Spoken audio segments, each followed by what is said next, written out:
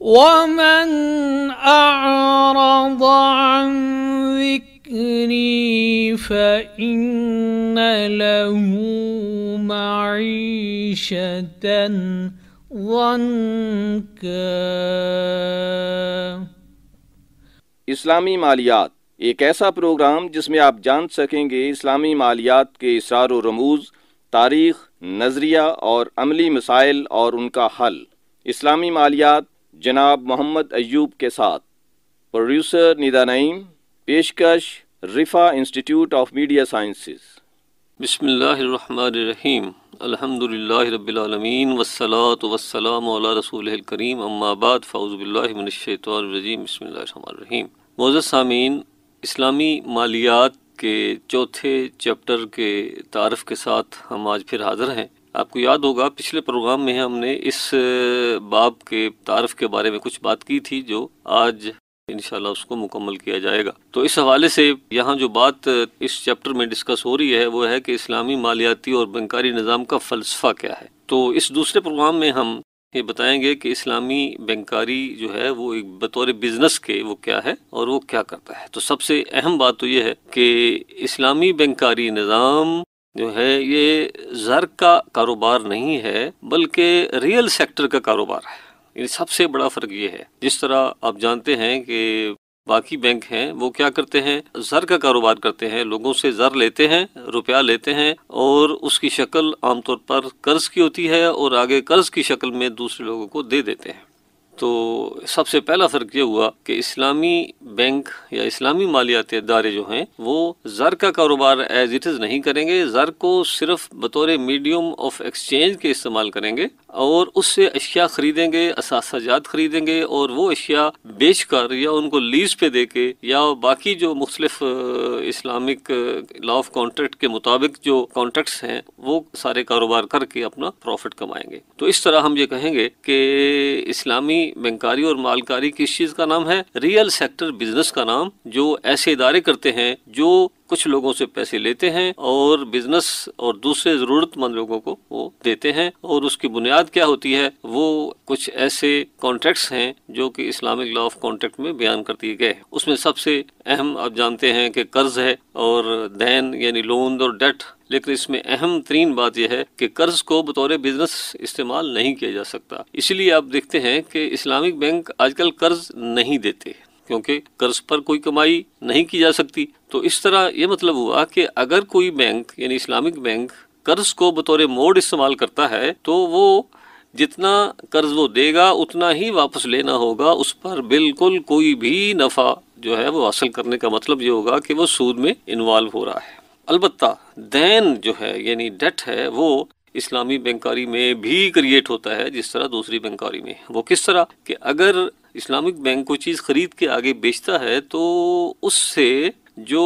Bank کا receivable create ہوتا ہے یا جو اس کے گاہکوں کا پیبل کریٹ ہوتا ہے وہ دین یا اس کو ہم ڈیٹ کہیں گے۔ تو ڈیٹ اس کا مطلب ہے وہ اسلامی مالکاری نظام کا بھی حصہ رہے گا، لیکن اصول یہ ہوگا کہ جب ڈیٹ ایک دفعہ کریٹ ہو جاتا ہے، یعنی جب مثال کے طور پر میزان بینک ہے، اس نے ایک چیز خریدی اور آگے اپنے کلائنٹ کو بیچ دی، تو جتنی اماؤنٹ میں بیچی یا جتنا وہ ڈیٹ کریٹ ہوا اس کے اوپر کوئی بھی اضافہ جو ہے وہ 1 پیسے کا ہو یا 1000 کا ہو، وہ سود کی وجہ سے وہ حرام ہوگا۔ اسی طرح دوسرا جو اہم ہے وہ ایکوٹی کو ہم کہیں گے کہ اس میں حصہ داری جو مشارکہ اور مضاربہ کی بنیاد پر ہوگی، اور اس کے بعد جو اہم موڈ ہیں وہ ان کا تعلق بے سے ہے۔ جیسے میں نے پہلے عرض کیا تھا کہ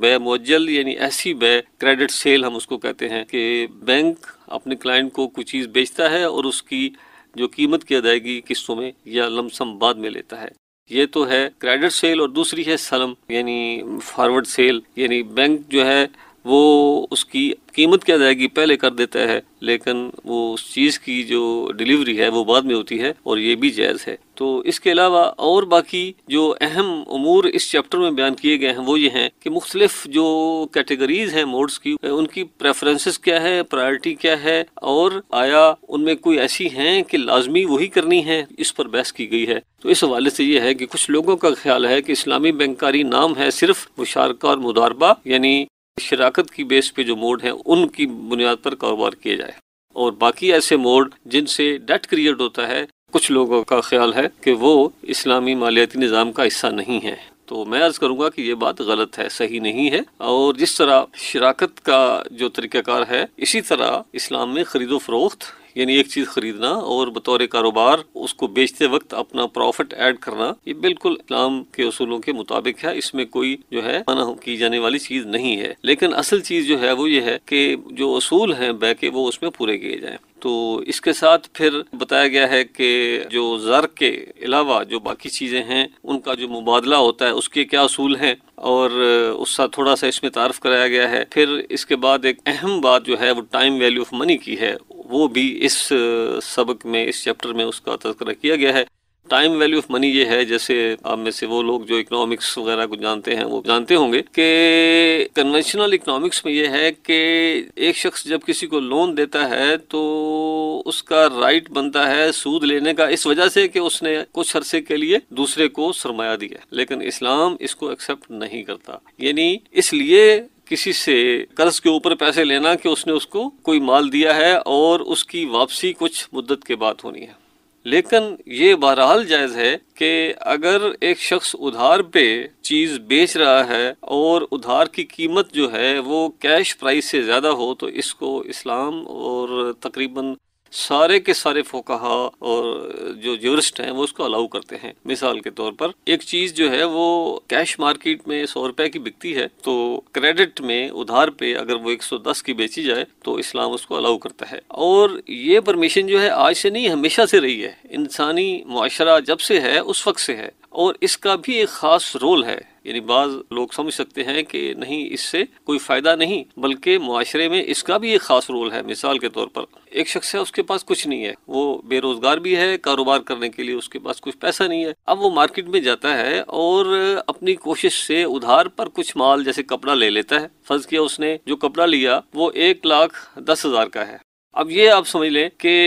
اگر وہ اس کے پاس کیش ہوتا تو جس دکان سے مرضی جا کے لے لیتا اور ممکن ہے اس کو 1,00,000 میں مل جاتا، لیکن اب اس نے جو ادھار لیا ہے صرف مخصوص ایسی دکان سے جو اس کو جانتے تھے یا جنہوں نے اس پہ اعتبار کیا، تو وہ فرض کیا زیادہ قیمت پر، یعنی 1,10,000 پر اس کو ملا۔ اب وہ اپنے محلے میں اپنے گاؤں میں گیا اور اس نے کپڑا بیچا اور وہ کپڑا بکا 1,50,000 میں۔ تو اس کا مطلب یہ ہوا کہ 1,10 میں خرید کر اس کو 1,50 میں جو بکا تو 40,000 اس کو پروفٹ ہو گیا۔ اب اس کا کاروبار جو تھا وہ اس طرح وہ چل پڑا۔ اب مطلب یہ ہوا کہ اگر وہ کیش پہ لیتا تو اس کا پروفٹ مارجن زیادہ تھا، یعنی 50,000۔ اب اس نے ادھار پہ خریدا ہے تو اس کا پروفٹ مارجن کتنا ہے؟ 30,000۔ تو مطلب کہنے کا یہ ہے کہ اسلام کا جو طریقہ ہے تجارت کا، اس میں cash and credit price of a commodity جو ہے مختلف ہو سکتی ہیں، اور یہ آپ سب جانتے ہیں کہ مارکیٹ میں زمان اور مکان دونوں ان کی اہمیت ہے، یعنی ٹائم کی بھی اور جگہ کی بھی۔ جیسے آپ اچھی طرح جانتے ہیں کہ سبزیاں، مچھلی اور اس طرح کی چیزیں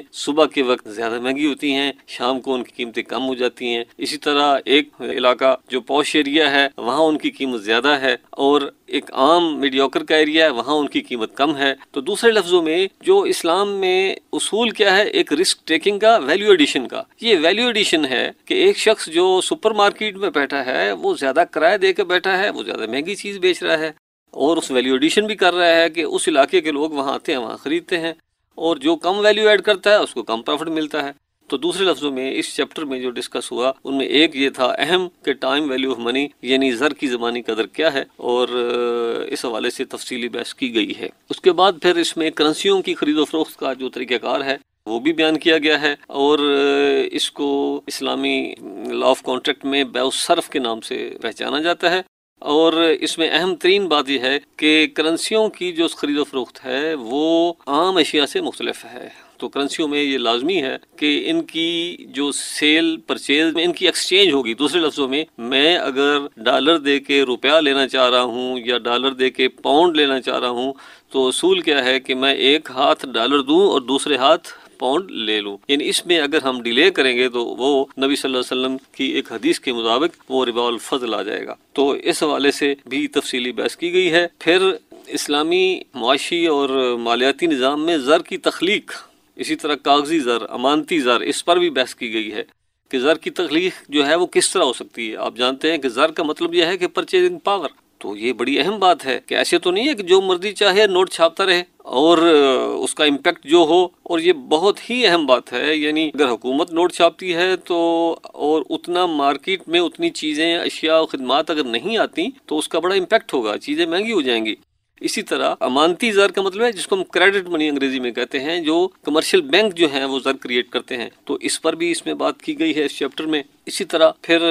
اہم بات جو ہے وہ یہ ہے کہ بعض لوگ کہتے ہیں کہ اسلامی بینکاری جو ہے ایک سوشل سروس کا ڈپارٹمنٹ یا سوشل سروس کا ایک سسٹم ہونا چاہیے، بینکنگ ایک بزنس نہیں ہونا چاہیے. تو اس حوالے سے بات کی گئی ہے کہ نہیں، بینکنگ ایک بزنس ہو سکتا ہے. سوشل رسپانسبلٹی یا چیریٹی یا ایک سسٹم ایسا بنانا کہ غرباء کی یا غریب لوگوں کی مدد ہو، وہ الگ بات ہے. لیکن جو معاشرے کے ایک عام لوگوں سے جن کے پاس تھوڑا ایکسیس سرمایہ ہے، ان سے لے کے ان کو ایسے لوگوں کو دینا جن کو بزنس کی ضرورت ہے، تاکہ آج کے دور میں ان کارپوریٹ سیکٹر کے پاس پیسہ آئے، یہ بطور بزنس جو ہے یہ بھی ہو سکتا ہے. اور جب بزنس ہے تو اس میں وہ اصول یعنی کہ پروفٹ مارجن جو ہے اس کو رکھا جائے گا. اب یہاں ایک بات کچھ لوگ یہ سمجھتے ہیں کہ اسلامک بینکنگ کا مطلب یہ ہے کہ ایک شخص جو کاروبار کرنا چاہتا ہے اس کو اس طرح وہ پیسہ دیں یا ان کی سرمایہ کاری اس طرح کریں، ان کی مالیاتی ہیلپ کریں کہ جتنے پیسے دیں اتنے ہی واپس لیں. تو بھئی یہ تو کاروبار کے لیے تو ممکن نہیں ہے، یہ کہیں بھی ممکن نہیں ہے. ڈیمانڈ اور سپلائی کا جو اصول ہے اس کے تحت یہ ہو نہیں سکتا. تو چنانچہ ہم یہ کہیں گے کہ بزنس ایز اے بزنس، اور اس کے تحت اگر ایک بینک کسی کاروبار کو پیسہ دیتا ہے اور اس میں سود نہیں لیتا، سود کے علاوہ اپنا اگر وہ سستا دیتا ہے تو اس کا کرایہ، اگر وہ چیز بیچتا ہے تو اس کا پروفٹ، بشرطے کہ سیل اور ریلیز کا جو اصول ہے وہ ٹھیک ہو، اس کے جو اسینشیل ہے اس پر عمل کیا جائے، تو اس میں کوئی حرج نہیں ہے. تو اس طرح یہ بتایا گیا ہے کہ اسلامی بینکاری بھی ایک بزنس ہے اور اس میں پروفٹ جو ہے وہ کمایا جا سکتا ہے. اگر کوئی یہ سمجھتا ہے کہ اسلامی بینکاری میں کسی کو پیسہ بالکل فری ملے گا تو وہ اس کے یہ کنفیوژن ہے. ریالٹی یہ نہیں ہے. ریالٹی یہ ہے کہ وہ اپنے نفع اور نقصان میں اس کو شامل کرے. یعنی اگر وہ بزنس کر رہا ہے، پروفٹ کما رہا ہے، تو وہ اپنے پروفٹ کا ایک حصہ ان کو بھی دے جن کا سرمایہ ہے. اور یہی آج کے مسائل کا حل ہے کہ بے شک لوگ چھوٹے ہیں وہ بیچارے سیو کرتے ہیں، اور لوگ جو ہیں وہ سے اور سارا یعنی یوز کر کے اس پر جتنا پروفٹ ہے اس کو ہڑپ اور اس کا کچھ حصہ سود کی شکل میں دے دیتے ہیں. یہ بات صحیح نہیں ہے، بلکہ یہ ہے کہ جتنا وہ پروفٹ کمائیں اس کا ایک ڈیو شیئر جو ہے وہ مالیاتی اداروں کو دیں، تاکہ وہ مالیاتی ادارے پھر آگے اس سے کاروبار کریں. چنانچہ یہ اس پر بحث کی گئی ہے کہ اسلامی بینکاری جو ہے یہ ایک کاروبار ہے، اور اس میں اصل چیز جو ہے وہ یہ ہے کہ اس میں سود کا عنصر جو ہے نکال دیا جائے، اور باقی جو پروفٹ جیسے احل اللہ البیع وحرم الربا، جو بے میں جو پروفٹ ہے اس کی جو لوازمات ہے اس کو پورا کیا جائے، تو پھر اس کے جواز میں کسی کو شک نہیں ہونا چاہیے. اس کے علاوہ جو بات کی گئی ہے وہ ہے اس چیپٹر میں وہ یہ ہے کہ انڈیکسیشن جو ہے وہ اس کی کیا حیثیت ہے. انڈیکسیشن یہ ہے کہ اگر انفلیشن ہوتی ہے، افراط زر ہوتی ہے، اور اس کے سلسلے میں روپے کی قیمت کم ہو جاتی ہے، تو آیا جس نے قرض 100 روپے دیا ہے وہ پھر آیا زیادہ لے سکتا ہے یا نہیں لے سکتا؟ اس حوالے سے جو اجماع سامنے آیا ہے سپریم کورٹ پاکستان کی اور اسی طرح شریعت کورٹ اور even all over the world, جو کنسنسس ڈیولپ ہوا وہ یہ ہے کہ اسلام بیسیکلی ڈیفرینشیٹ کرتا ہے کاروبار کو الگ اور کسی کے ساتھ احسان اور نیکی کا معاملہ جو ہے وہ الگ ہے. اگر قرض کیا ہے، قرض کسی کو دینا، اس کا مطلب ہے کہ احسان اور نیکی کی جا رہی ہے، تو اس کو احسان اور نیکی ہی سمجھا جائے. تو یہ کہا جائے اگر کہ جی میں نے آپ کو جو لون دیا ہے اور اس پر اس کی جو پرچیزنگ پاور کم ہوئی ہے اس کا آپ مجھے صلہ دیں، اسلام اس کو ایکسیپٹ نہیں کرتا. اور اس کے لیے پھر اسلام یہ کہتا ہے کہ اگر آپ یہ چاہتے ہیں تو آپ پھر قرض نہ دیں، بلکہ آپ کاروبار کریں، یعنی بزنس یا تو مضاربت پہ آپ پیسہ لگائیں اور اس پہ آپ پروفٹ لاس دونوں جو ہیں اس کے ذمہ دار ہوں یا حقدار ہوں، یا پھر آپ کوئی چیز خرید و فروخت کریں. اور یہ کہنا کہ ہم اس طرح کاروبار کریں اور اس طرح دیں کہ قرض دیں اور اس پر جتنی ویلیو کم ہو اتنا زیادہ لیں، تو یہ جو ہے بنیادی طور پر سود کی ڈیفینیشن میں ہی آ جائے گا. تو اس طرح اس چیپٹر میں جو ہے چوتھا چیپٹر اسلامی مالیات کا، وہ جو اسلامی مالکاری اور مالیاتی نظام کا فلسفہ پورا ایز اے ہول بتایا گیا ہے. اور اس طرح پھر وہ جو پہلا حصہ ہے کتاب کا وہ کمپلیٹ ہو جاتا ہے، اور اس میں جو بنیادی چیزیں ہیں وہ ایک دفعہ بیان کر دی گئی ہیں. اور اس کے بعد پھر باقی جو نیکسٹ کتاب ہے اس میں پھر الگ سے اسلامک لا آف کانٹریکٹ، پھر جو کانٹریکٹس الگ الگ ہیں ان پر اس میں بحث کی گئی ہے. تو اس طرح میرا اس میں اس حوالے سے یہ مشورہ ہوگا کہ وہ لوگ جو اس کتاب کا استفادہ کرنا چاہتے ہیں وہ اس چیپٹر کا خاص طور پر مطالعہ فرمائیں، کیونکہ یہ بنیاد ہے، اس کو پڑھے بغیر باقی کتاب کی جو تفہیم ہے وہ مشکل ہوگی۔ اور اس کے ساتھ ہی ہمارا یہ پروگرام آج کا مکمل ہوتا ہے۔ وآخر دعوانا الحمدللہ رب العالمین۔